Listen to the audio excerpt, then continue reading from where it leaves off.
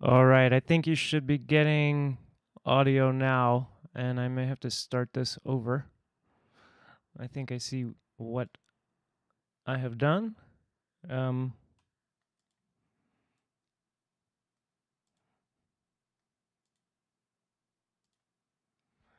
So, Hikmet Abbasov, welcome, and can you hear me now?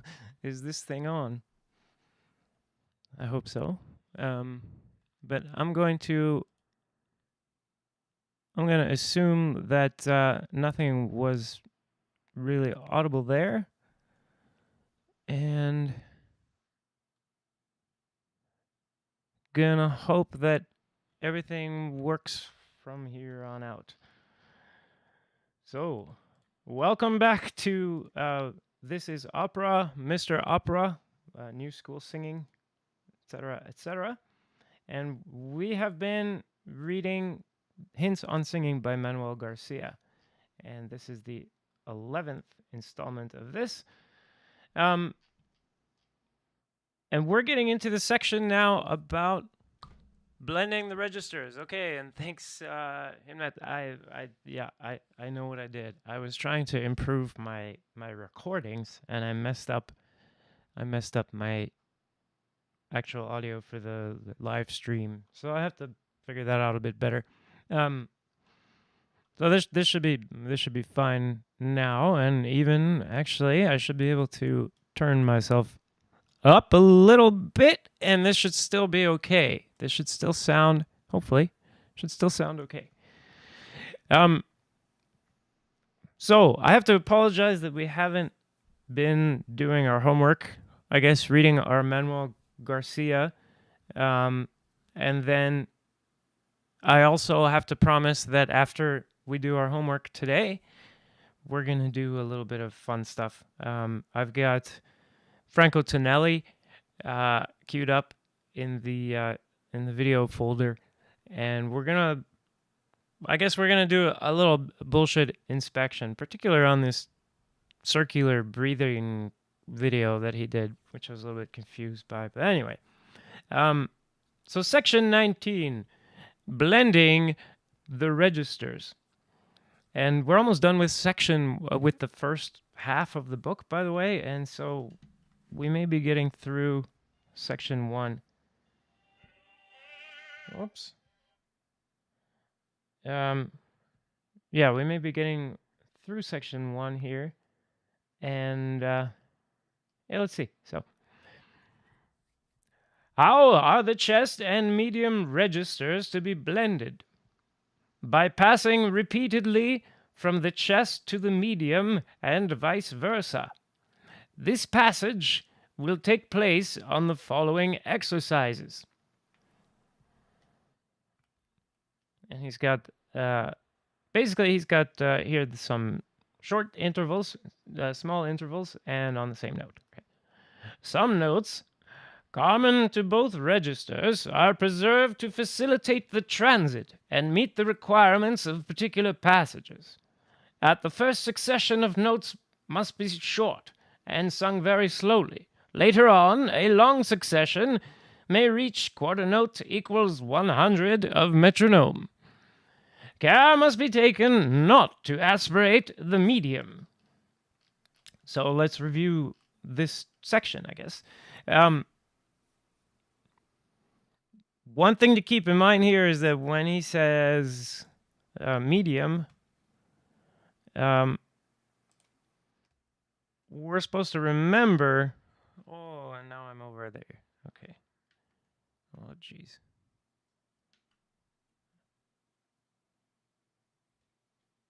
Okay. So medium, and then the thing to remember is that medium equals falsetto. That's what he says earlier in the book, that he was using a different terminology, and he changed his mind. He doesn't like falsetto anymore, and now he's calling it medium. But that should give you an idea that we're not talking about like basses singing their high notes and worrying about passaggio, etc., etc. We're talking about like the... Oh, I guess that's hard for you guys to see. Medium equals falsetto. So we're talking about this, for lack of a better word, female range. We're talking about issues for people who are going into this higher type of singing and into this, what he calls medium or falsetto register, and how to switch registers between the two. But a lot of it's kind of familiar for me as a tenor, even though I'm pretty much sticking to the chest register if I'm reading what Garcia says correctly. And he's talking about this interesting strategy that where you have notes that are common to both registers, you can do exercises essentially changing registers without changing the note. And then you can get good at picking how you're going to sing that note. The way I would put this is, I talk about coordinations. Like you can take a set of actions, and in new school singing, that would be, like a position, motion, and attitude. And you could sort out your position, motion, and attitude. And you could have different attitude, especially, but also different positions on the same pitches. and those could be represent different coordinations when you put it all together. And you may not give a name to every coordination, but you have like a memory of it, and it becomes, you can say, an attitude in and of itself. And then you're just able to do that coordination as an attitude. And yeah, and you could have different areas of your voice, and it's possible for them to overlap. And where they overlap, then it makes a lot of sense to work at being able to sing that pitch either way, because that represents a place where you could kind of get off of one train and get onto another train. It's like, oh, here I could transfer, and nobody would know. It would sound like I had one single register all the way up because I covered up that change in the area where registers, as he calls them, overlap. No one's going to notice the change because you didn't change the pitch even. Yeah. And he's saying make sure not to aspirate the medium. So not to, I think what he's saying is be careful about having a breathy falsetto. You'll wreck yourself. And there seems to be a note from Herman Klein here. Although the term mixed tone, voix mixte, is not used by the author, it is obvious that these exercises for blending the lower registers were intended for the express purpose of developing and strengthening this particular tone, which, if helped by correct breathing and well-rounded vowels, will form itself in a perfectly easy and natural manner. Note, Herman Klein. And that's what Herman has, yeah. I think Herman had a lot to do with this, the way this book was laid out. Okay. Breathing in exercises, section 21. How do you regulate the breath when singing exercises? Answer. When the pupil cannot sing an exercise in one breath, he should not take a hurried inspiration in the middle of it, but stop on the first note of a bar, employing the rest in refilling the lungs. Example. We have an example.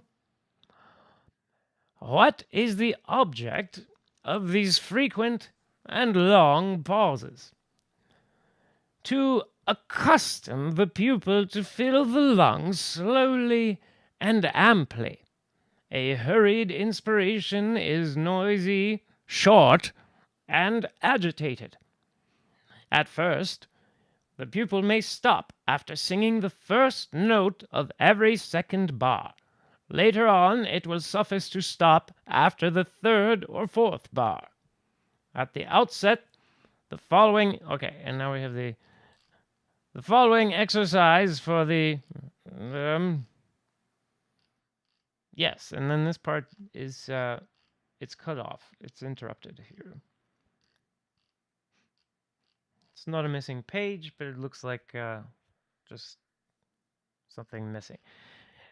But this is a strange exercise, and this is alluding to his belief that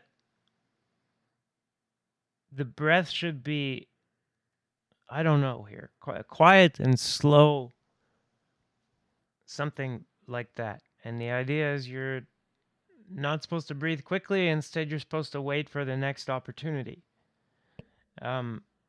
So I guess you're focusing on timing. But I don't know.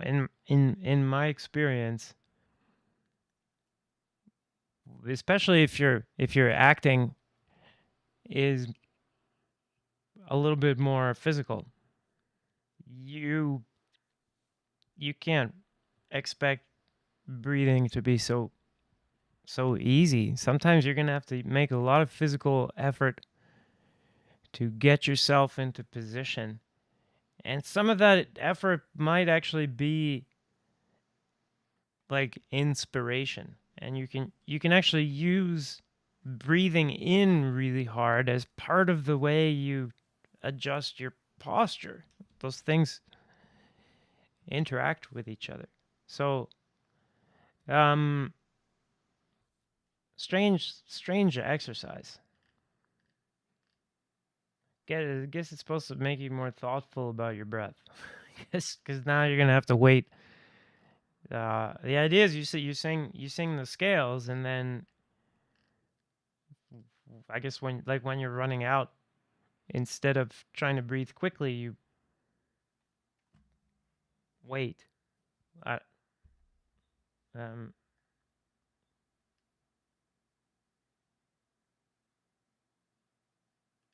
yeah, strange. And what's strange to me is that he understands breath control. Well, he should understand breath control is going to largely be about timbre control. Because he noticed that this clear and ringing timbre does not make the flame move. But then he has this brain fart, like he's not able to put that together with, holy crap, these big sounds actually use less air than.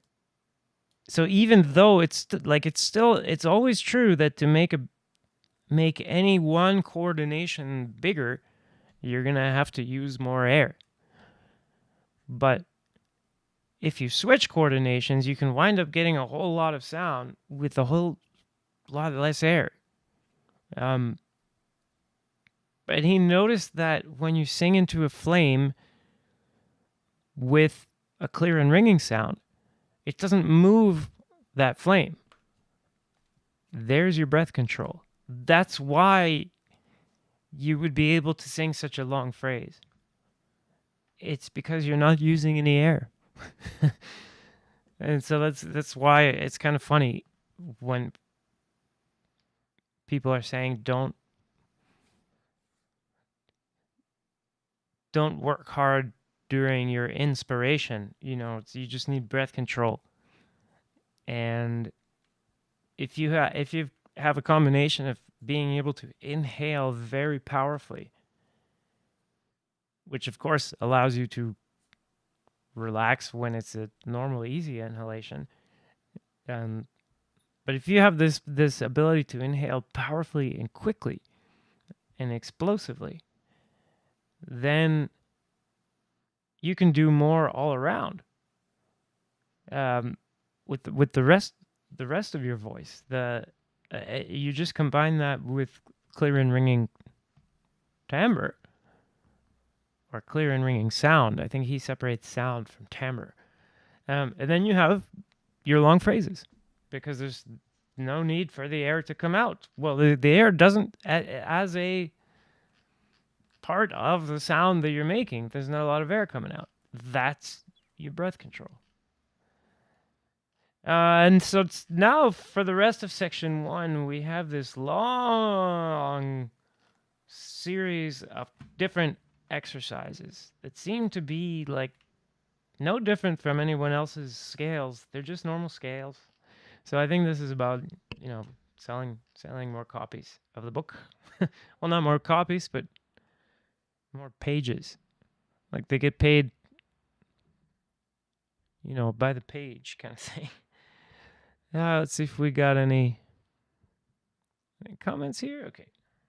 No, we're good to go. I'm going to keep reading. So up next, we have exercises on light and shade. Now, this section is interesting, if I remember correctly. Exercises on light and shade. Section 26. Question. What is light and shade applied to exercises? Under this title, we comprise prolonged sounds, inflections, forte piano, detached, and legato sounds. At what stage of progress can this study be begun with advantage? When a student can execute the exercises in the preceding pages with correct intonation, purity of timbre, equality of value, and strength at the speed of 100 to 116 beats per minute. What is prolongation? It is the momentary increase of duration given to any single note in a passage composed of notes of equal value. For what purpose is this increase of value? It gives support to a sound that might be indistinct and also heightens the musical effects. This may be considered as tempo rubato. How do you apply the fortepiano? Every passage should be given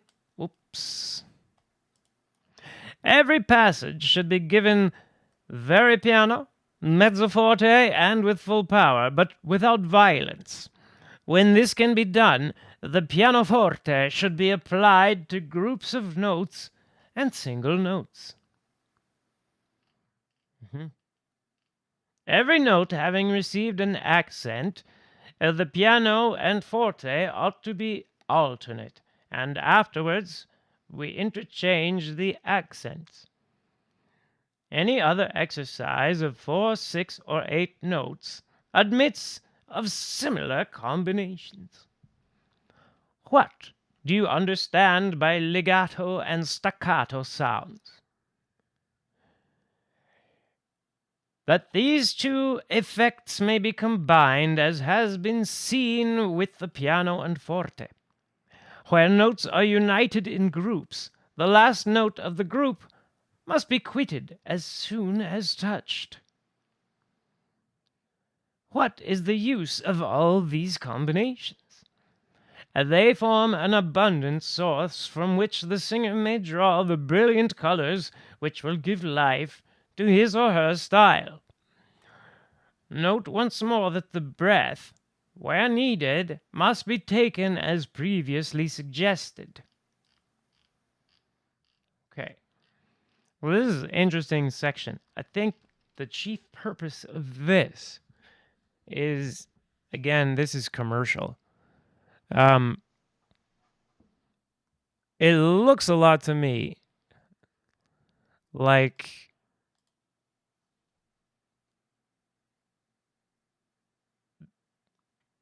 you have these. It's like being a black belt or a brown belt or whatever.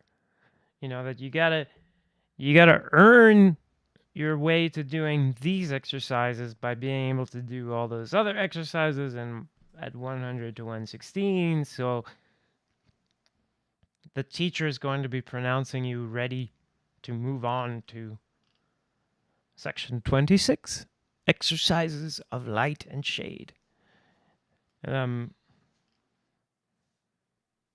now and we have these different rhythmic variations.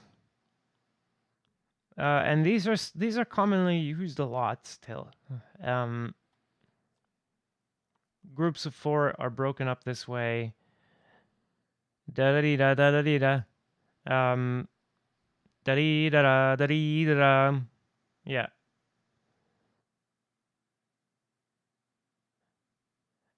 So these kinds of exercises are often given like as a way to get coloratura to work, etc., to get fast passages to work. But I guess they're thought of as ornaments here. That's interesting.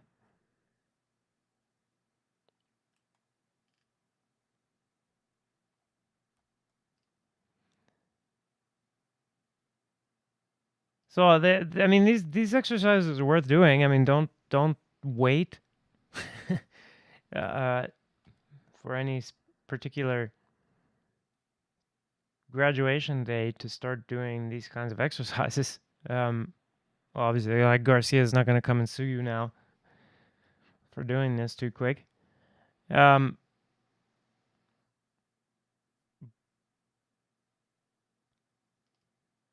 and I'd say that these days, conductors will probably not appreciate you too much for making these kinds of interesting rhythmic changes to your parts.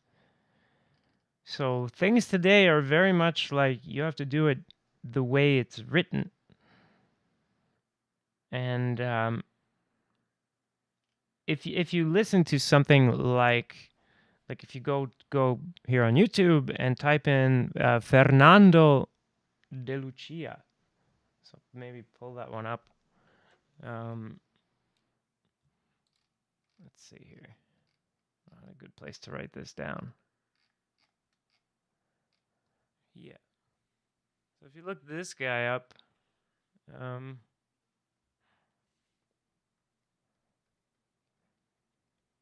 maybe I should set this up so I can just browse with you guys and we can listen to things on YouTube kind of on the fly. But if you listen to how he does his coloratura and fioritura and stuff, seems like he's doing what Garcia recommends. But if you did that today, you would get sort of laughed out of the rehearsal room. Um, it's not gonna be appreciated too much to be doing this. Yeah, it's now considered oddly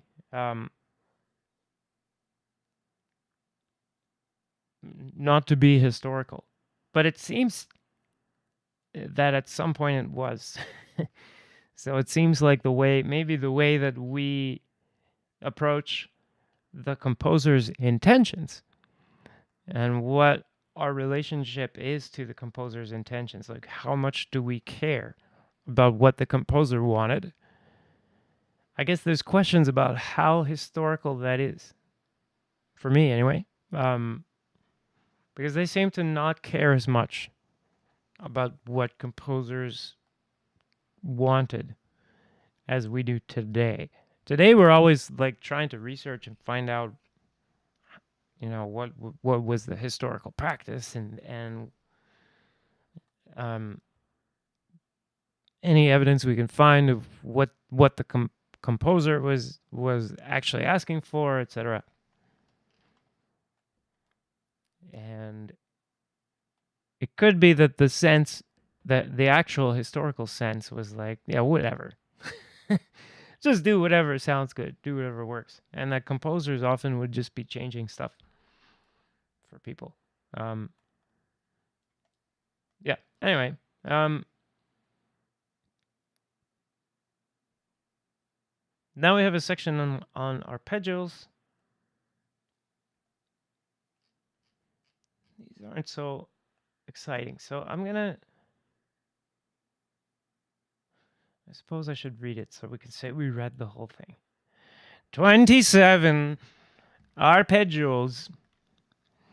How are arpeggios to be sung?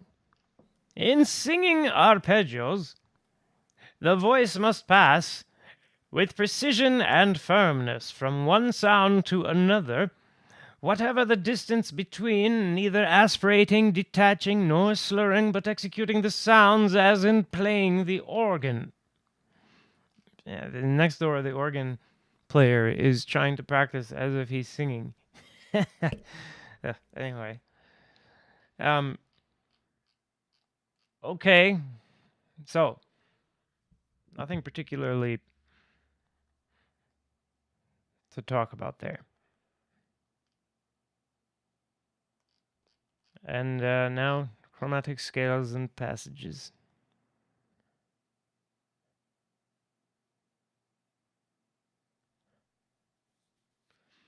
Do chromatic scales and passages require any particular attention? They do. They are only pleasant when absolute purity and firmness or intonation renders each note of the passage easy of instant comprehension. Dissonances timidly given produce the effect of false notes. In descending chromatic scales, we nearly always introduce too many sounds, showing that the intervals have been less than semitones. We facilitate a correct intonation by playing the notes on the piano and also by grouping them by 2, 3, and 4 tones and fixing in our memory the first note of each group. This note, which acts as a landmark, must fall on a beat. Chromatic scales must be studied very slowly and carefully for weeks and months, and even when sung in public, they must not be hurried if caterwauling is to be avoided. Okay. Just a weird section. This is just weird. I don't know why. There's no section on whole tone scales. But this is more, I don't know why this is in here. Seems to me like if you can't, yeah, you should be able to sing a chromatic scale. Anyway, 29. The messa di voce, repeated notes, etc. Are there different ways of emitting sounds? Answer. Besides being equally sustained in any degree of power, sounds may be swelled and diminished. They may receive inflections and may be repeated and detached. Will you explain these differences? Sounds of equal power sustain their initial strength with unvarying evenness. Pianissimo sounds, like pianissimo passages, can be sung with the mouth nearly shut. Swelled sounds, messa di voce, begin pianissimo and by degrees acquire increasing force until they arrive at their loudest, which should happen at half their length. Then the process should be reversed. Swelled sounds are indicated thus. At first, it is necessary to cut this exercise in half to swell a sound in one breath and diminish it in another. Is it possible to swell a note while passing on it from the chest to the medium or from the medium to the chest? It is very difficult, but once mastered, the change may be of great use to tenors. They may practice on the notes E, F, F sharp, G. What are sounds with inflections? Answer. These consist of a continuous series of small sounds gradually growing and diminishing individually, while the series increases and diminishes as a whole. There are other differences to be found further on. A free note under a pause is generally swelled and diminished. When long enough, though measured, it receives the same treatment. Oops. Apologies.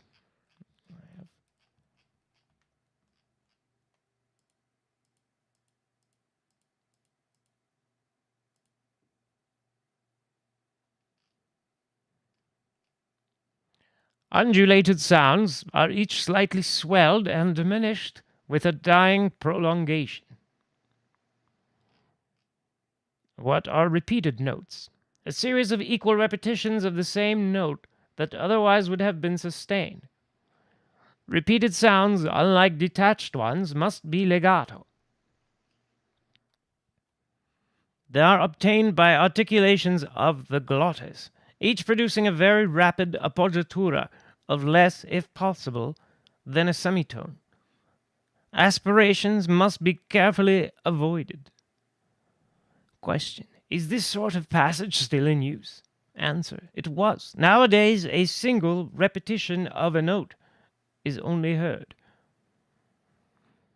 Question. Have you any other method of repeating sounds? Answer. The aspiration is employed, but only when one repetition is to be made.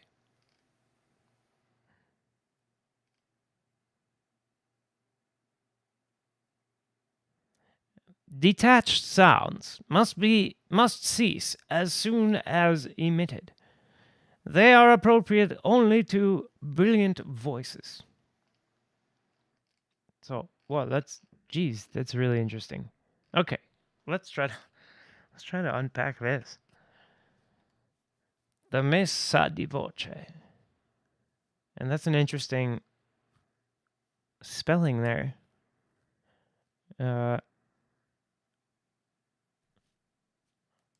Wait, let's look up. I just want to look this up. How is that normally spelled? Because sometimes word like messa di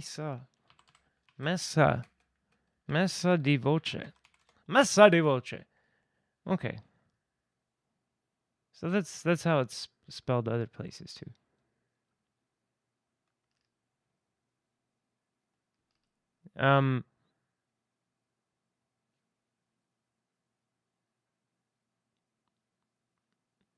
So yeah, there's that messa di voce. And this is like a super big deal, I guess. I still see people making a big deal out of this. But incidentally, usually beginners, and he doesn't recommend this for beginners.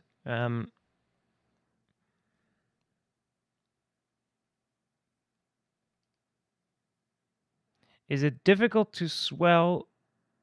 Okay, so to learn the messa di voce, he recommends first you just do a crescendo, stop. Now start over, forte, make a decrescendo. Now put them together.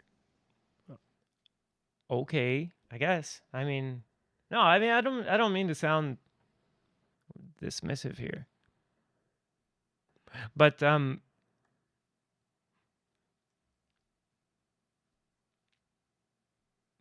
I don't get it. I don't get the point of doing a crescendo, starting over, doing a decrescendo, and thinking of this as I'm training my messa di voce.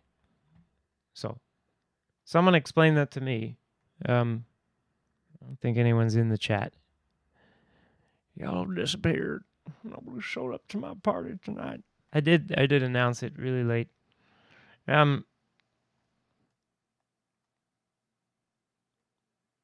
And here he's saying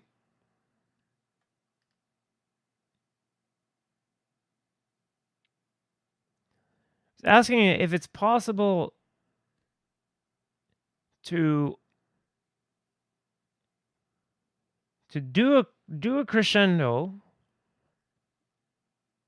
or like a messa di voce that starts in what he calls the chest and then winds up in medium, or starts in medium and goes to chest. And he says it's really difficult, but once you've mastered it,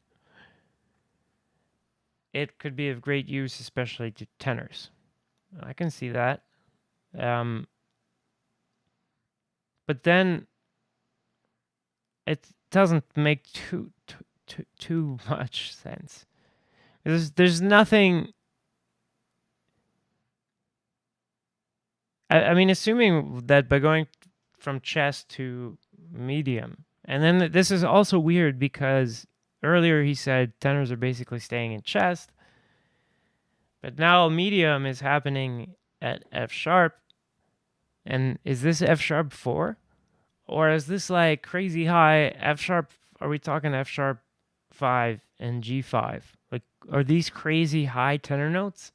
And he's saying these are useful for tenors who sing crazy high tenor stuff, like Bellini stuff that goes up to E5 and F5 and F sharp 5 and even G5. Maybe he's talking about that when he means tenor. That's he could be because there's look at this musical staff here. This is not in the tenor clef, which he shows in other places. Um,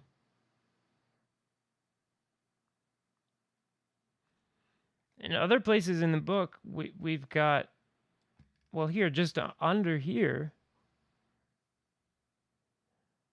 just down here. He's using this tenor clef. So why wouldn't he just use that up higher? Um,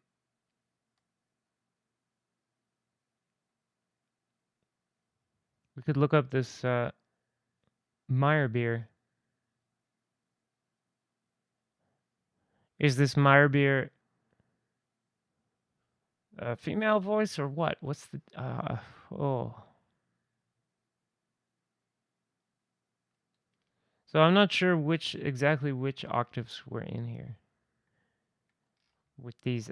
I'm gonna assume that's actually the higher octave, and we're like he's talking about. I'm gonna assume that here, right? He's talking about chest to medium, literally like going to falsetto, going from very, very, very highest that you can be in something like chest, and then going to falsetto. Maybe I don't know. Tenors, for the most part, just don't even sing that high anymore. So we would assume that's E4, F4, F sharp 4, and G4, but it could be otherwise, actually, because their tenors sang really high. Okay, so I guess that's enough. Jeez, this is killing me. This, I don't remember Garcia being this hard to read. And then it'd be really great if someone could like record all these exercises for me. Just do that for me, will you? Just record yourself doing all this and show us. We can watch it here. But that it would be good to maybe do some things where we try to demonstrate how we think these exercises should actually go, and try to actually work with the exercises. What Garcia has meant to me was mostly the concepts. A lot of these concepts that he gives were extremely useful for me, like getting back on stage, getting back to singing. So 5, 10, 20, 23, we ended here. So yeah, that's that. Check in with the chats here.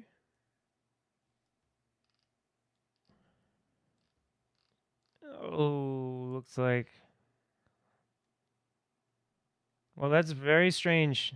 There's more of you on on This Is Opera tonight than there are on Mr. Opera, which is very unusual. But welcome. I'm glad you're here. I'm glad I'm here. Well, let's and I don't know if you noticed, but my camera is totally stable, even though I managed to break the sound again. But it doesn't look as good, I don't think. So this is just like a cheesy webcam here that I have set up. Not as cool as my Canon camera, but way cooler in the sense that it actually works, and the Canon camera just keeps randomly crashing. So that was our little bit of new school singer stuff. Let's have some fun.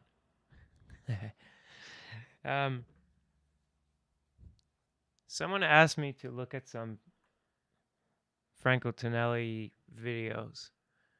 And I guess we're going to have to do some. After watching it, I was like, oh, man. Because he's got a good reputation. I mean, people talk about this guy and they say he knows his stuff. So I was excited. I checked it out. Thought I'd take a look. And,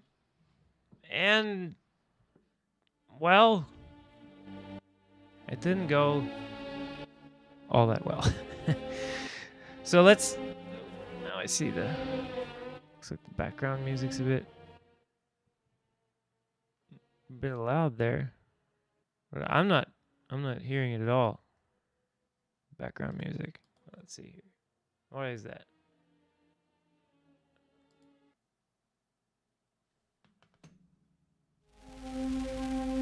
Well, now I can hear it. Okay. We got some light Parsifal in the background. So this is a video on circular breathing, which was a weird. Well, let's just watch a bit. Maybe I don't know if he's still saying this same stuff. Somebody's got to tell me if he's still telling people this that we have circular breathing and singing. Not to spoil it, but it's absurd. So there's gonna be some bullshit here. But let's. Okay, so this is Franco Tonelli. Seems like a cool guy, nice guy overall. But today we're only interested in what he's saying and if it's true, false, or just bullshit. Let me check that we've got our bullshit detector functioning. When I agree with something, that means it's true. And I push the button. I'm just kidding, by the way. That's a little bit hubris, but it's also how it is literally how we think that when we agree with something, it means it's true. And we like to agree with true things. So, anyway, when something is untrue, we get this. And then when something is, it's not that it's untrue or just that it's untrue. When there's some kind of intention behind it to deceive, even if the person saying it is one of the people that got deceived, then it's bullshit, and we get this sound. So I'm gonna reset this. Let's reset the count here. Take that away, and Mr. Tonelli, the floor is yours. This unique way. Okay, whoa. Appoggio circular breathing is unique in its own way. Though this exercise is taken up from sopranos and then mastered by Enrico Caruso, this unique way. Wait, hang on, what?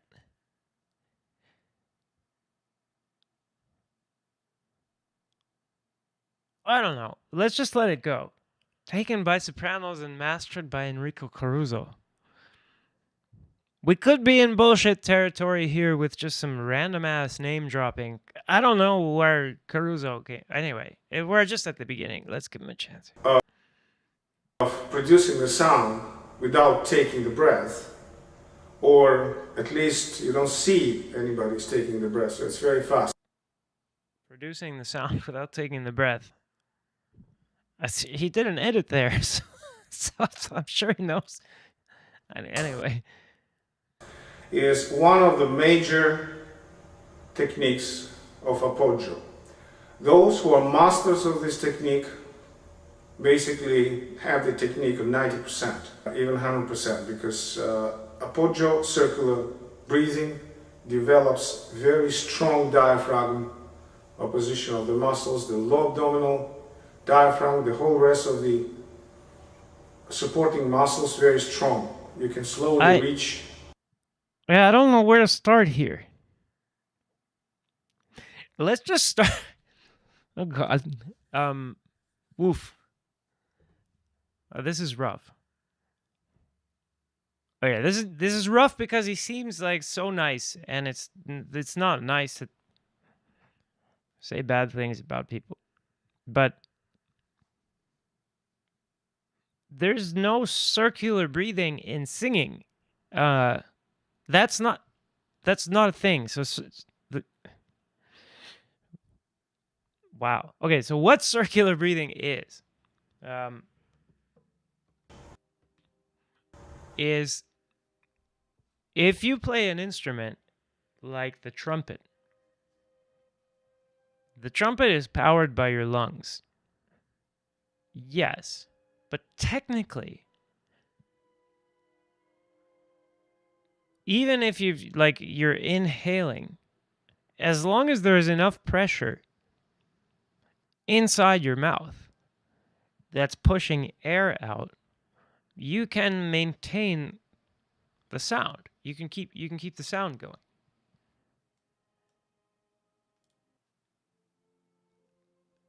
So what circular breathing is the player essentially keeping the note going with this tiny bit of like leftover pressure that they generate between the cheeks and the lips, and by collapsing the oral space, by collapsing I think they call it embouchure. But in any case, they're collapsing the mouth and using it like a tiny little battery of reserve air that they use to continue the sound. And that gives them just enough time to get air into the lungs and start the sound again. So they call it circular breathing, you see, because it works like it makes like this circle, unbroken circle of sound. And you can, if you're good at circular breathing, you could keep a note going with a trumpet for 10 minutes. And every time you take a breath, you just cover it up with this circular breathing technique. You've used the air that's inside of your mouth, inside of your cheeks and stuff, and the muscles of your cheeks and mouth and everything to keep the sound going, and you take another breath. And so that's circular breathing. It's a technique for instrumentalists who have something to block the mouth with, and who have instruments that are powered by lung pressure, that can be very briefly powered by pressure generated in the mouth itself. So that's what circular breathing is. It has no application, relation, or anything at all to do with singing. That's so nothing develops regarding circular breathing vis-a-vis circular breathing. Circular breathing is not involved in anything to do anytime, anywhere in history, and at all. There's no circular breathing in singing. Yeah. And I feel bad, but The true appoggio in not just in phrases like this, but in long legato phrases. another interesting thing to note is that we have this word appoggio like it's a magic special thing, right? And support. Support is a special thing, but look at how Garcia used that word support. He might say something like support a note, and it's a musical thing. I am not sure that historically appoggio was this like super secret thing that people are passing down. I think it's more just like it includes all the different ways people make the sound. It's the air pressure part of their sound. Air pressure may be combined with posture or whatever, but still air pressure.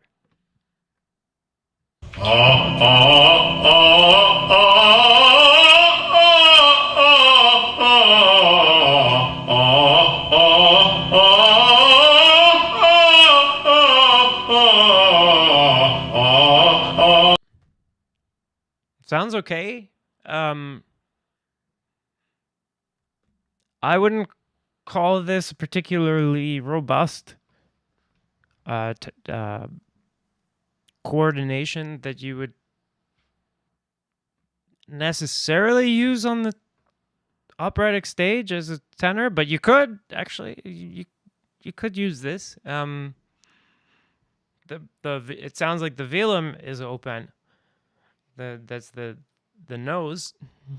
And although that makes it much easier to manage the voice, then I do caution that it's a little bit. It takes a lot of power away in order to make the voice more manageable. Typically, you'll see a much bigger mouth position in this pitch range for operatic tenor. I consider this to be a little bit anyway, but I don't understand the relationship to circular breathing. There's none. And then as well, we can clearly see the breathing going on every time. As one, I mean, if you do something that involves a change of position for the rib cage, there's going to be movement. You can make that movement fast or you can make it slower or whatever. Fine. And you can argue about what's better, fast or slow. But that all starts to go out the window when some other element is deciding how much time you have, like what the composer wrote. Anyway.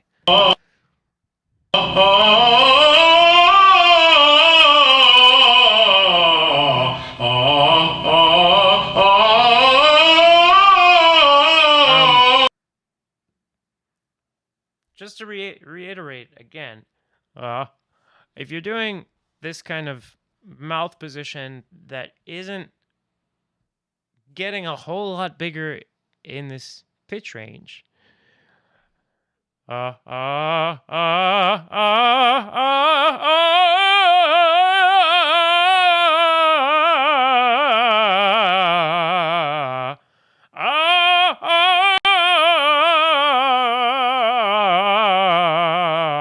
okay,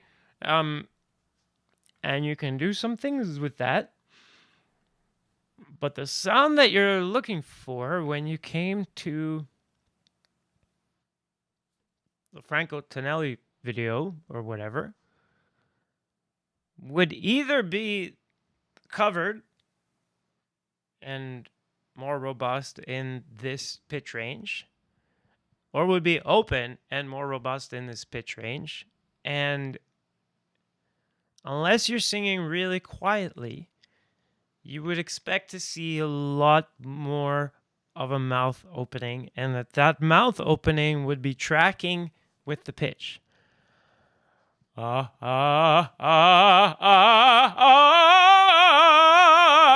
whatever the scale was.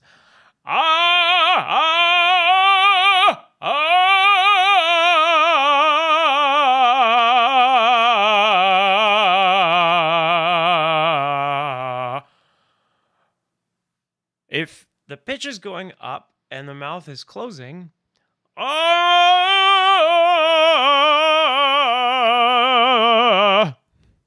it may sound robust to you, but the physics of it are going to make it light, going to make it not robust. And that's just the way it is. It's not saying, well, we'll see in his next video, that it's not saying as long as you open your mouth, everything is going to work out fine. And you could...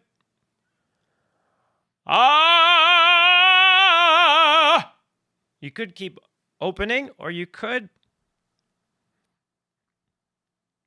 I'll put it to you this way. If you look at the way I label things, I have these areas of interest. The area of interest that forms your oral cavity, shall we say, is area of interest number 5. Let's call that the area between the pharynx and the end of the vocal tract. And then area of interest number 2 is essentially the end of the mouth, going all the way to the middle of the vocal tract. So it's overlapping this area of interest number 5. And the end of this, if you want a more covered, more sweet, or more mellow sound, should be slightly smaller than your oral space. And for this more open sound, then the oral space should be slightly smaller than area of interest number 2.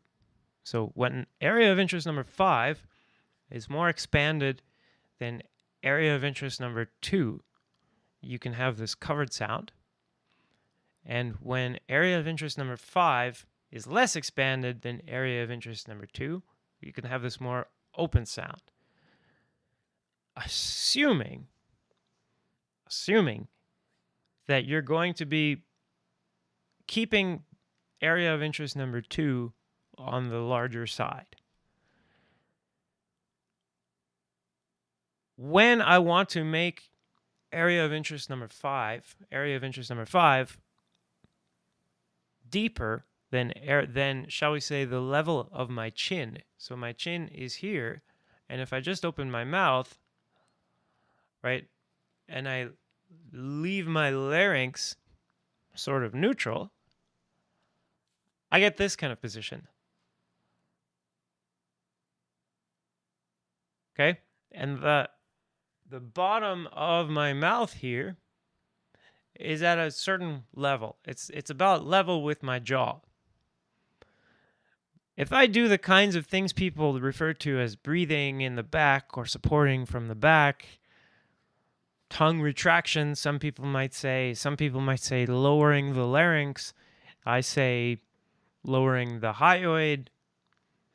If I do this kind of gesture, I can make the oral space actually, so this space just behind here, by pulling the trachea down and everything else, can wind up being deeper than what it is at the end. And that means that even though I can have a relatively large position like this, the end of my vocal tract can be essentially like a bulb. It's not like a megaphone shape. It's covered at the end. It's got this bulb. But then I have to take care to really lower my larynx hard, so that I make that depth.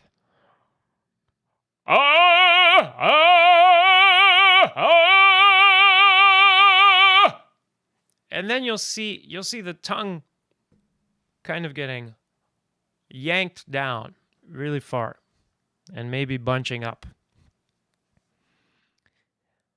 And that gives you that one sound. And then to make it more open,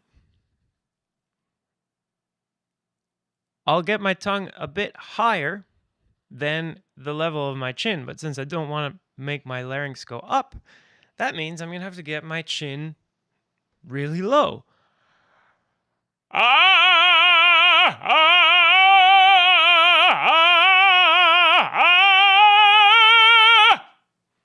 And the pitch limit winds up being really what I can do with my jaw without disturbing what I can do with my tongue. So I hope that makes sense. And then in both cases, what's controlling the breath is really the acoustics. The breath is being controlled by the timbre. That's what's slowing it down. As Garcia pointed out, well, sort of, but he misses his own clue. So that's how that works. And I don't think it works the way he said it works. So let's continue here. Well,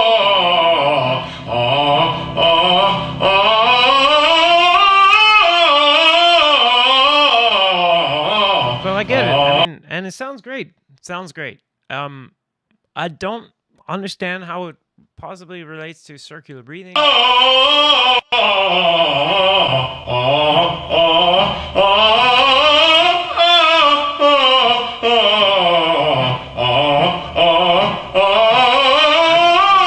Fast forward a bit because this is just a lot of this.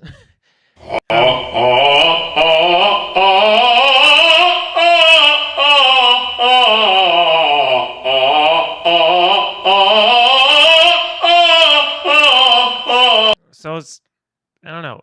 It's a guy singing, and it says appoggio circular breathing on top of it, but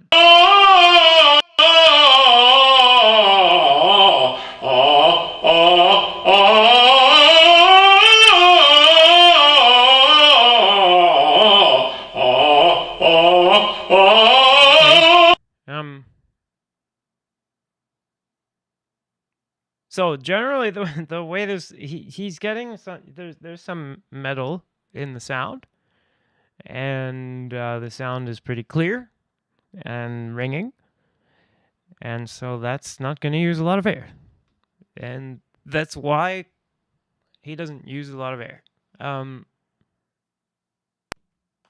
There's no circular breathing.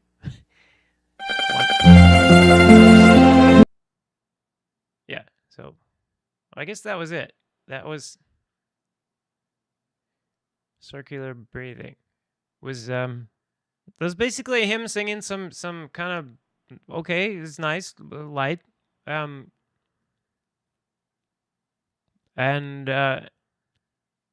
it said circular breathing on top of it for some reason, but there's no such thing as circular breathing for singers. Okay. So now we've got these quotes.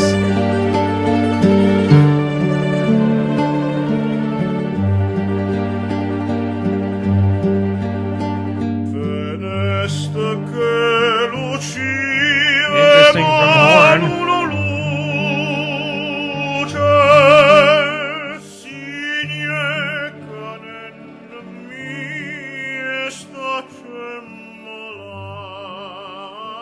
Hi, voice students and teachers. Today I'm going to touch an important subject that I touched before as a position of the larynx. I always emphasized in my previous programs that position of the larynx is very important. And in classical singing, it should be a lower position of the larynx, so-called yawning position. I've talked about this in my previous programs. Today... Okay. I mean, this is true. I don't know about the yawning. We can argue about that. Doesn't matter. But it needs to be said. I guess it shouldn't have to be said, but for some reason it needs to be said that in classical singing, one of the basic features of the genre is this dark sound color, and that this dark sound color comes primarily from the lowered larynx.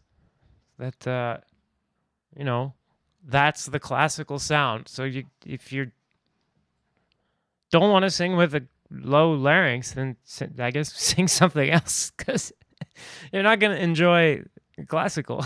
The sound of it is like singing with a low larynx. It's like, I don't know. It's like you picked something about ballet, like dancing on your tippy toes, and then you're like, should we have dancing on the tippy toes? Really? Well, how else are you gonna do point? That's what it is. Anyway, so yeah. I'm going to give you an advice how to avoid dangers of the low larynx. And what are the dangers of the low larynx? What are the dangers of the low Let larynx? me just repeat what You I could said die in my of previous laryngeal programs depression. about the importance of the lowering your larynx while singing classical music. Yeah? Lowered larynx is a must.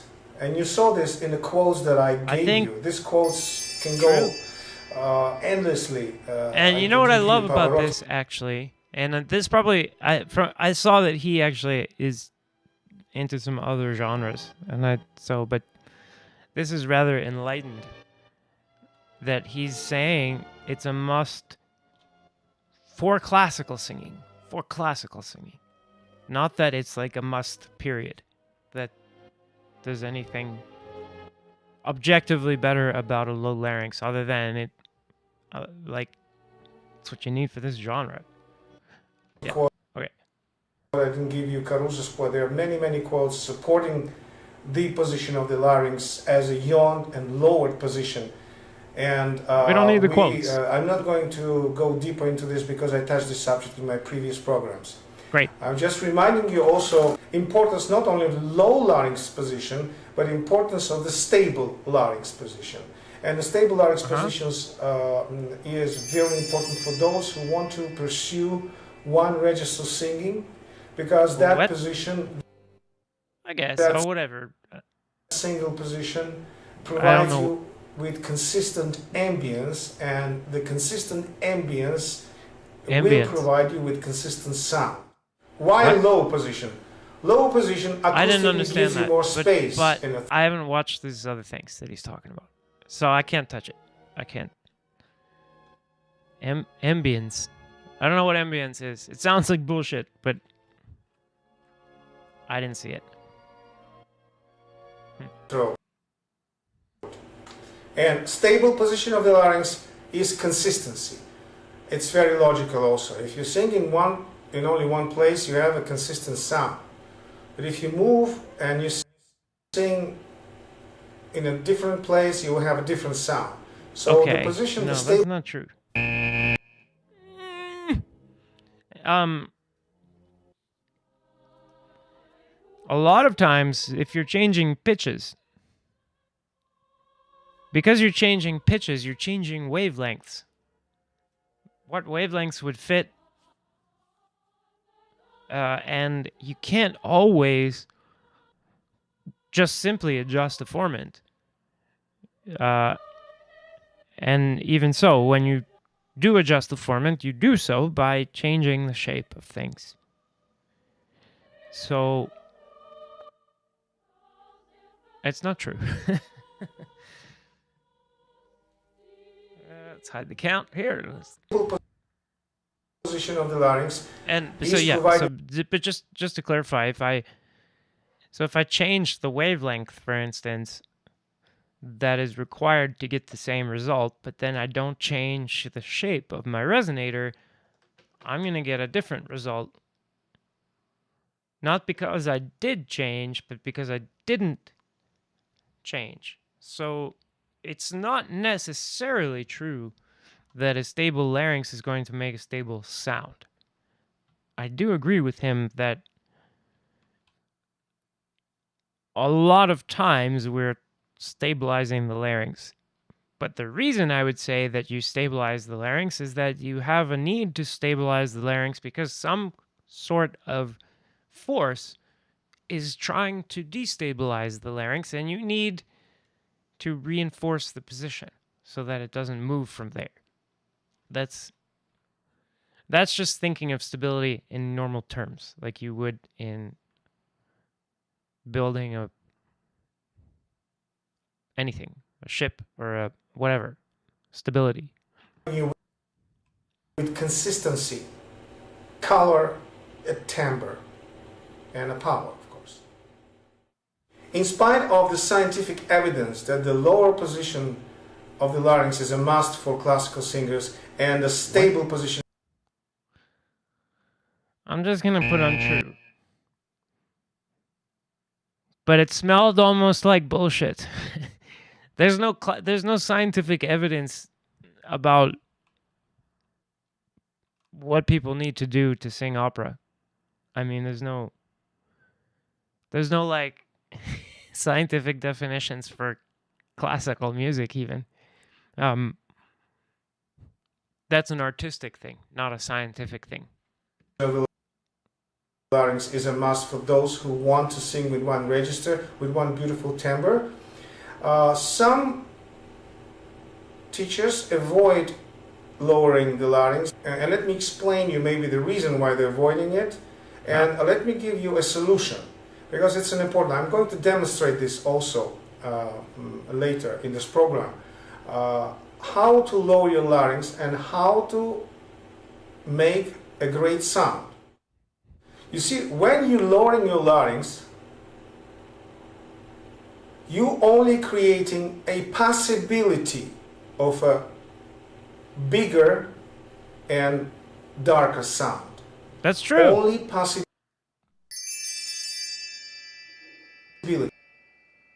because you just created a space. There's no sound yet. So when you start singing, majority of you who are not get used to this lowered position of the larynx may feel that their voice is not projective enough. Because their voice may... I mean, okay, I mean, it can't be true or not. You may feel that. But I know what he's talking about here. And he's on to something. Be sounding like a woofy one. And that's very true. Because the only lowering your larynx is not enough to produce chiaro scuro sound. What? To produce... Okay. Whatever it is that you're defining chiaroscuro sound as, and probably you're not going to, because this is Bullshit Inspector, and if you go looking for bullshit, you're always going to freaking find bullshit. But, okay.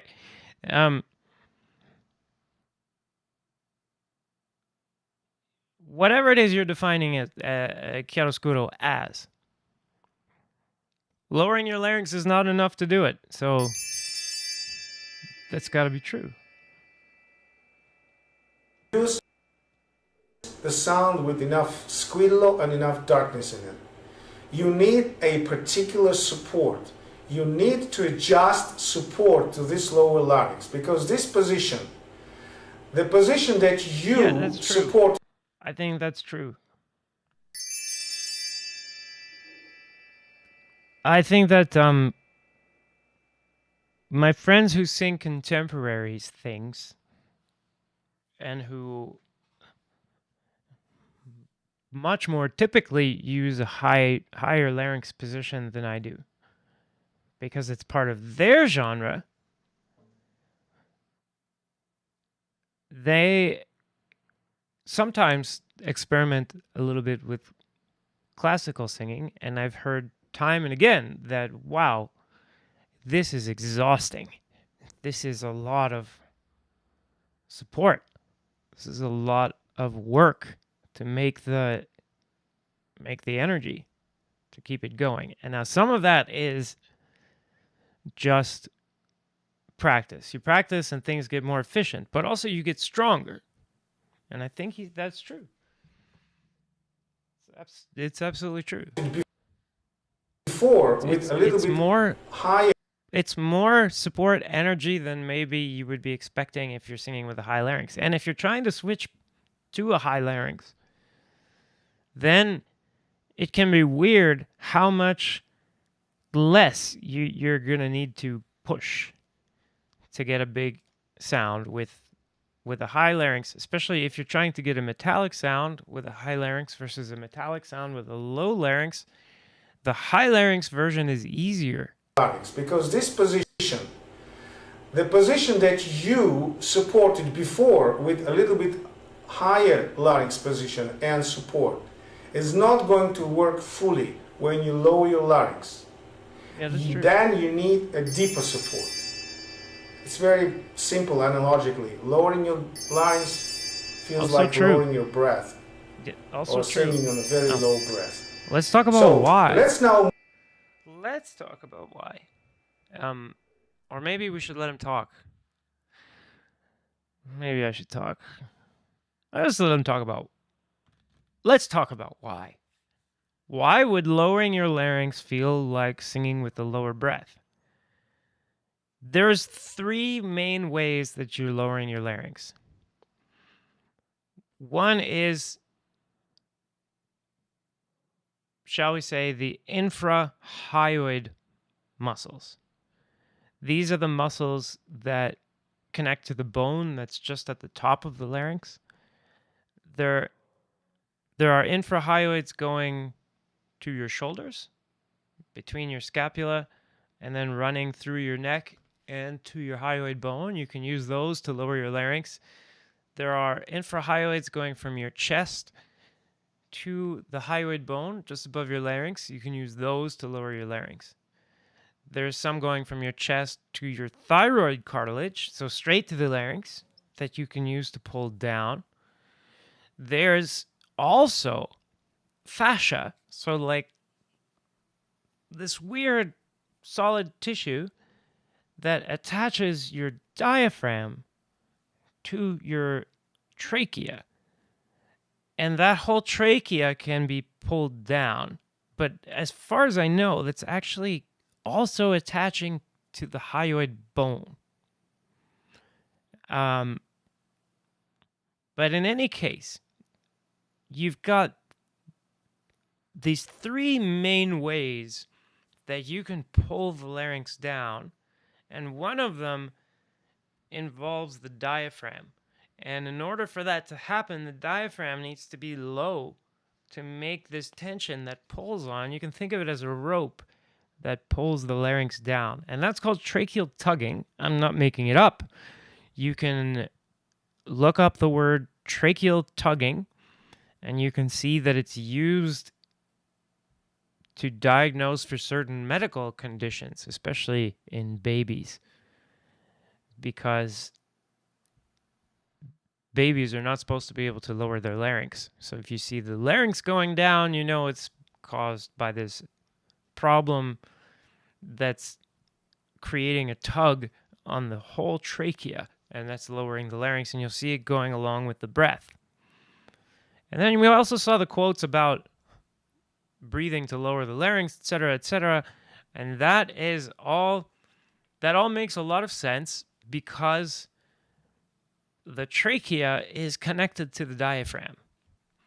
Now, the other way to lower the larynx that's worth adding, or the other thing to point out, is that there are muscles that are listed in your anatomy book as suprahyoid muscles, muscles that during the swallowing process might stabilize the larynx upward or might be raising the larynx, that don't actually raise the larynx during other conditions, like when the jaw is open, for instance. And then the other thing people forget is that if you're doing like a really big jaw opening, people forget that the muscles for opening your jaw, some of the most important ones, connect to the same bone that's at the top of your larynx called the hyoid bone. So that when you open your mouth a lot, guess what's pulling on your chin? It's your larynx. Your larynx is actually helping you to open your mouth, but this really open low larynx position is accomplished by different things that are physically able to pull the larynx down. Move to practical things. I'm going to show you. I hope the camera will catch the difference between the sounds, but I'm not sure it will be so obvious. Nevertheless, I will try to give you the examples of the lower larynx when it sounds wrong, and examples of the lower larynx when it sounds right. And all of this is a cause of support.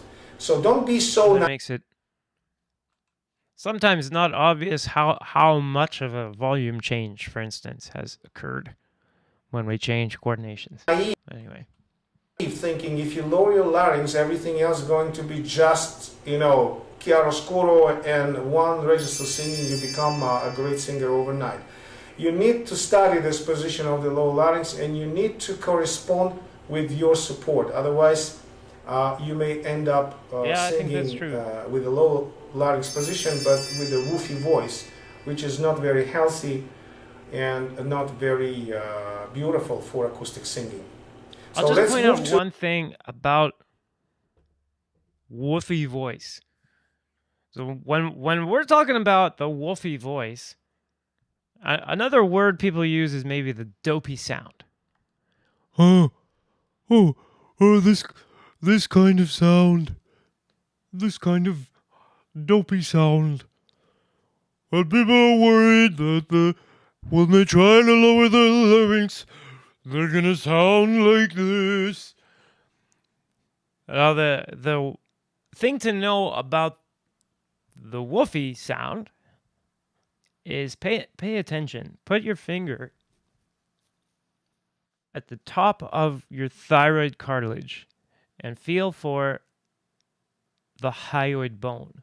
That's a little horseshoe-shaped bone. That's, if you follow your Adam's apple, trace your way up, you'll feel there's some soft material, or there's a little gap, and maybe these two little horns.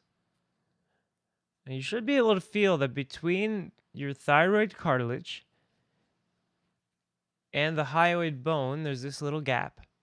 And when you make the dopey sound, now I'm making the dopey sound.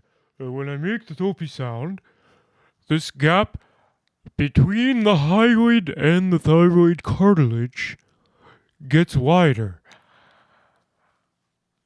But if I'm lowering my hyoid bone and basically smashing it into my thyroid, even if my here you can see my thyroid cartilage casting a little shadow down here. Yeah, so that's my thyroid. Well, it's coming up a little bit and making this little divot. But here's a dopey sound, and here's a non-dopey sound. But actually, these have about the same support. Yeah, the difference, the real difference is that in this non-dopey, in this dopey sound, I'm not pulling the hyoid down harder than the larynx. So when I pull this thyroid down harder than everything else, it separates everything and I have this dopey sound. And that's how that works. That's how you get the woofy sound. And I guess that's what he wants to avoid. That makes a lot of sense. So, practical suggestions and practical sounds. Let us see and hear the different larynx position in context of Arlequin's serenade O Colombina. And let's say the first phrase I will sing more lyrically, meaning that my larynx will be in a lower position, but a relatively higher position, more in a lyric tenor position. Interesting. Colombina tenero fido Arlequin, ya te vicin. Let's start with the lower position of the larynx, singing the same phrase, but let's say without proper support. Oh, Colombina tenero fido Arlequin, ya te vicin. Though it sounds much better in a microphone, in the camera right now, the sound that will not carry in opera house. That's how it sounds. It's woofy enough. Yeah. It will I trust only you, carry that's how it if sounds. you have a mic. Then you will sound like a caruso, maybe. Aivan. But there's not enough squillante in a voice to sing that way. Now, let me show you the other way, let's say with the same low larynx but different support. So, changing it altogether. Now, let's not confuse the style. The style, of course, is lyric, and what I'm going to demonstrate is not going to suit the style, but it's going to suit the sound. And so let's do it again, this number 3, low larynx, but proper support.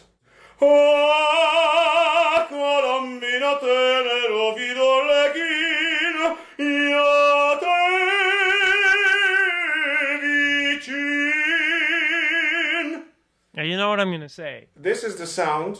You know I'm going to point out that this mouth position is really different from this mouth position. Right? So the teacher can point out things, but also you can just pay attention yourself to whatever things you want to pay attention to, right? And if you're trying to reproduce these sounds or any sounds, pay attention to things like the opening of the mouth here, because whatever it is that he's telling you, it's what he does that makes the sound. And Relatively higher now if we position, more in a observe lyric tenor position. the sequence from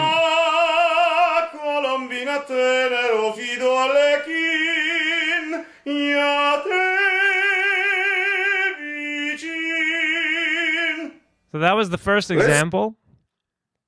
More regular mouth shape. He's not doing this thing where he was singing out the side of his mouth, etc., but a little bit more open. And the velum is open, so we can hear well, I can anyway. I don't know what you guys can hear, but I can hear that the nose is slightly open. Start with the lower position of the larynx, singing the same phrase, but let's say without proper support. So now watch. Right? That's like half the mouth opening, and it's all off on one side. I'm not sure that makes a huge difference, but not a fair comparison, really.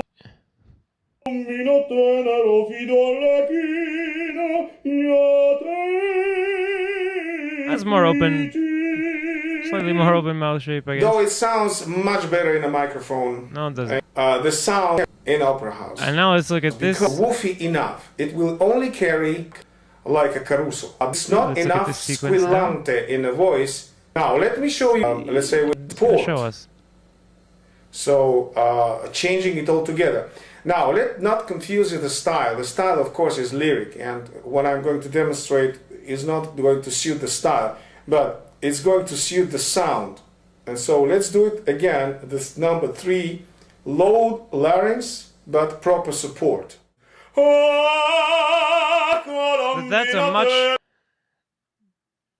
bigger mouth position, so you're not going to get from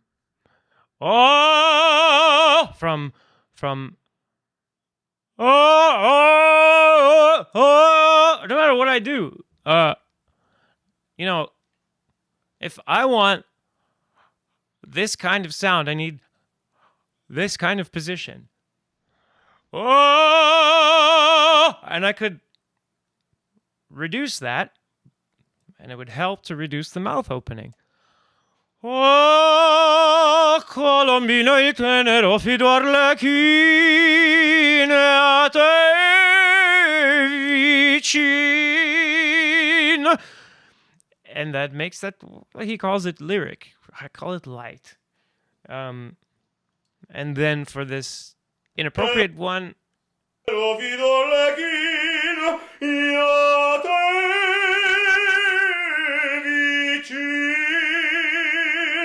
I would actually call that quite appropriate to Arlecchino. But if you're trying to make the difference between these sounds, especially focus on the mouth being more open.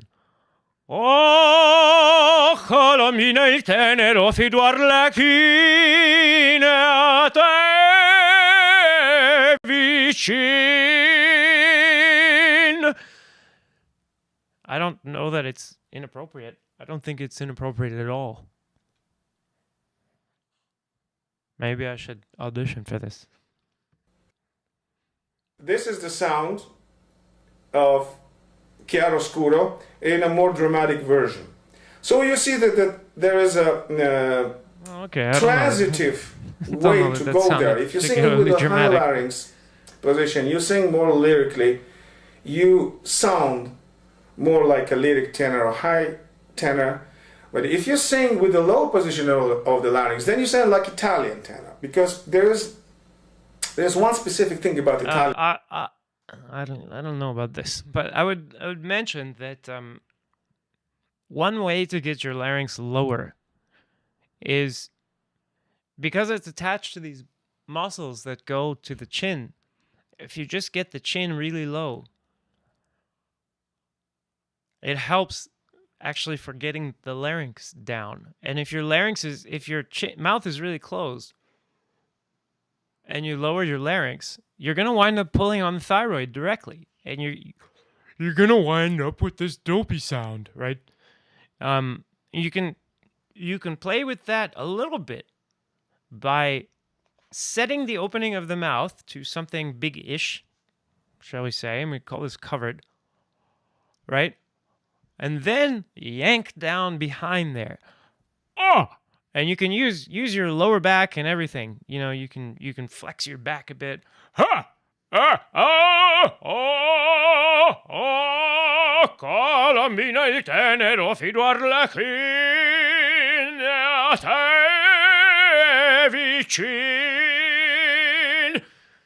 That's more inappropriate, I think, for Arlecchino. But in that case, it's working the other way. I'm setting the mouth opening, and then I'm lowering the larynx behind that as part of the articulation. If that makes any sense. But in no case can you have such a small mouth opening and expect to get a big sound. And in that sense, he's right to bring up that there's considerations that go with singing with the lowered larynx. Tenors, regardless to where they belong, dramatic, lirico spinto, leggero, they always.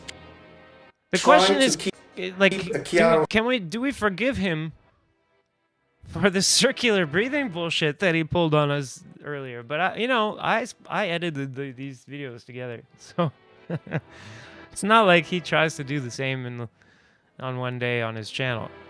And I don't know. Maybe we could ask him, like, do you still really think that there's circular breathing? Like, that's not a thing, right? And why did you make that video? But a lot of this stuff is really, really, really wise. He may not have all the answers, but he's got some good questions, I think, at least. Element.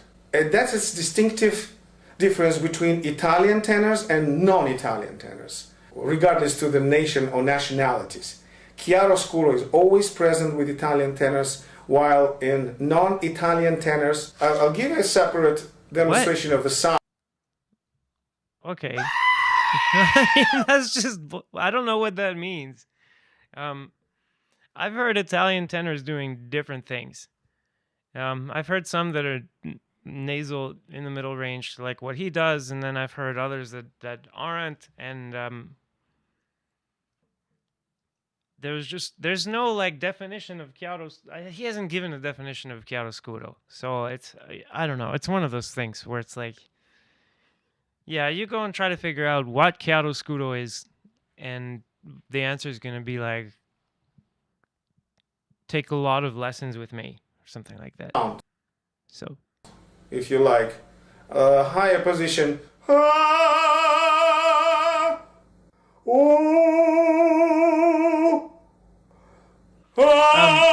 I do not think that there's any such thing as like you're a true higher lyric voice or something, therefore a higher larynx is going to be appropriate for you.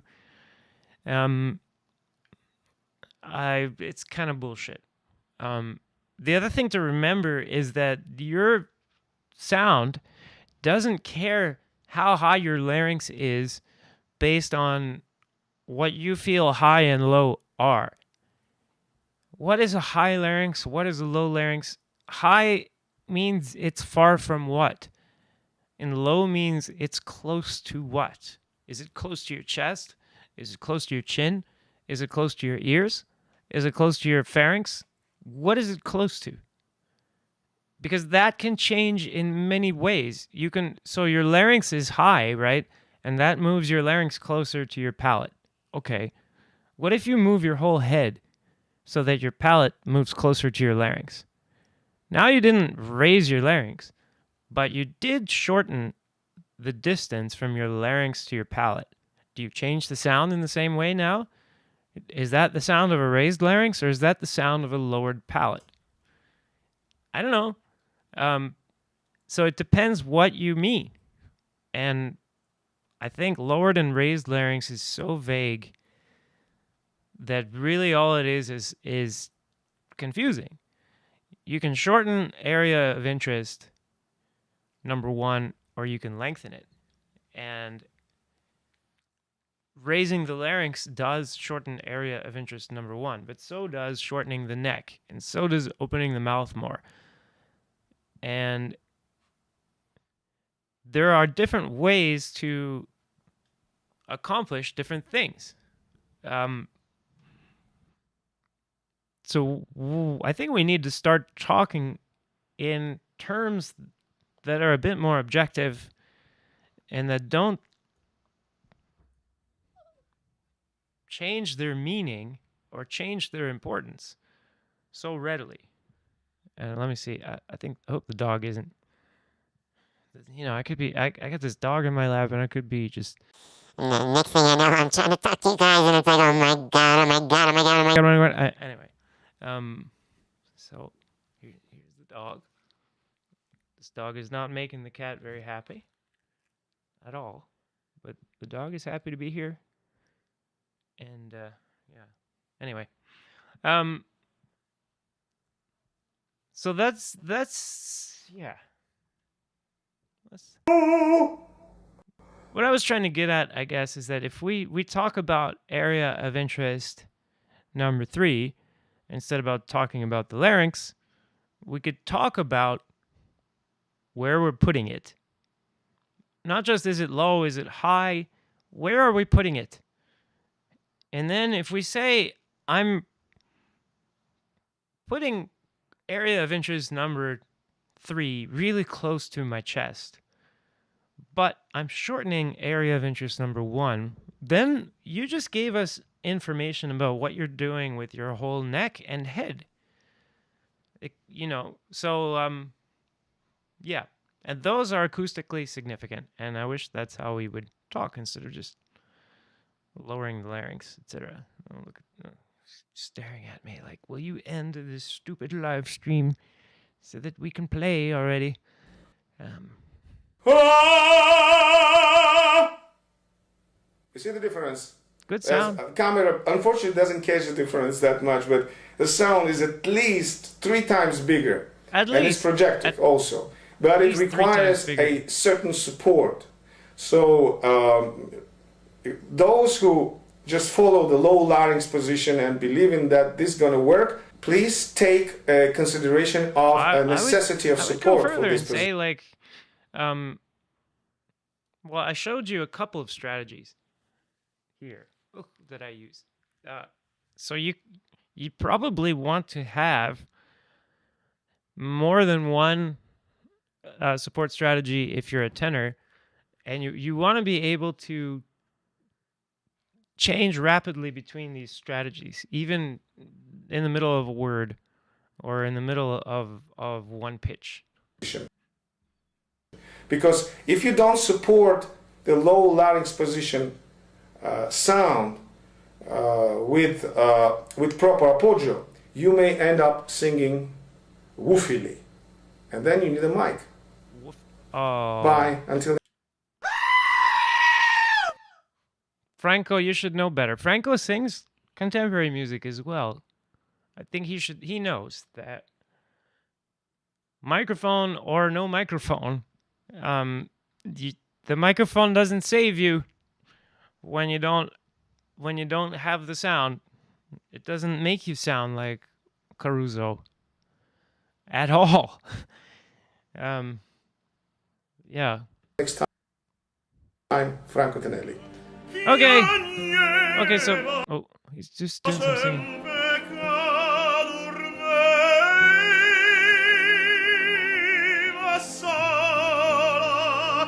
So I would say that's a little bit on the very covered side of things, and a little bit on the pushy side of things, that play out music that he's doing, and then that the nasal passage is open there for that sound.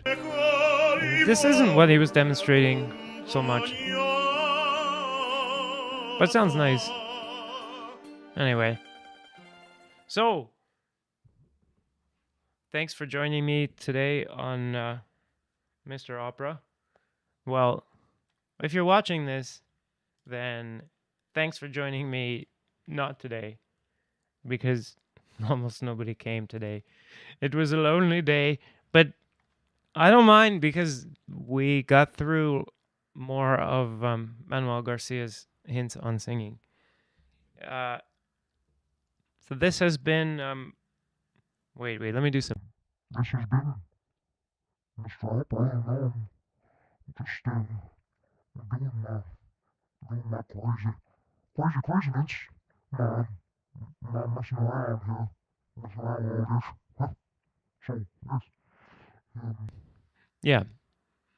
And just it's a lot of fun playing with these things. Whoa, whoa, whoa, whoa, whoa, whoa. Oh, okay. Anyway. Yeah. So that's that. I mean, also. Body. The energy extends past your limbs and becomes fire. Woohoo! Yeah. And I had another one. It's a fake. Okay. So, I guess that's all for today. Hey, Christopher. You arrived at the tail end. I don't know. Just come back tomorrow. Yeah. I messed up my audio again, so first 15 minutes, I think there's like no sound from my microphone. But yeah, I'll see you tomorrow. I'll try to I'll set the topic tonight for tomorrow, so we get more time, I guess, to gather some viewers. Anyway, but you have a good day. I guess it's a day over there. It's the evening here. I'm gonna get ready for well, we're gonna go. Me and this guy are gonna go for a little walkabout. And don't lick my microphone. Why are you licking my microphone? Is it dirty? My microphone dirty? No? Well, why are you licking it?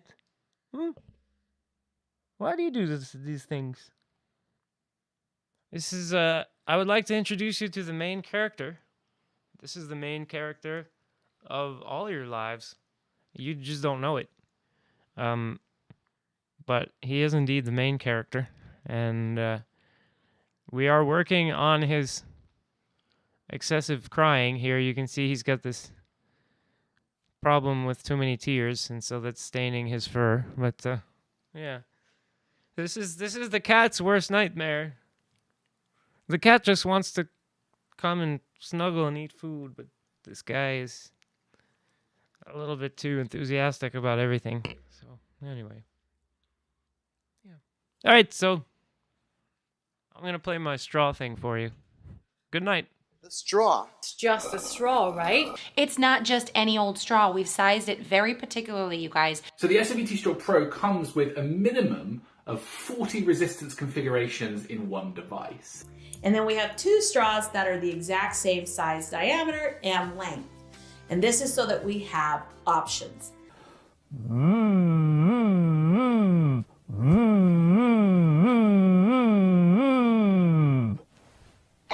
After you've practiced the exercises for maybe 5 minutes, you'll see here that the vocal cords aren't in sync with each other. You have to put more work within the body to just get things going because the straw isn't providing you with enough.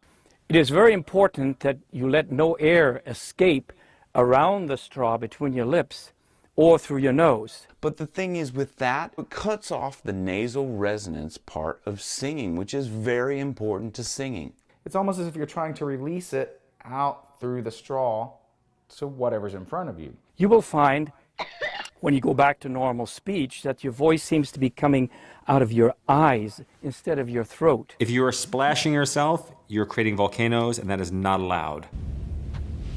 A wise man once said, "There is a sucker born every minute." No, no, no, no, no. Oh, hell no. So just grab a straw.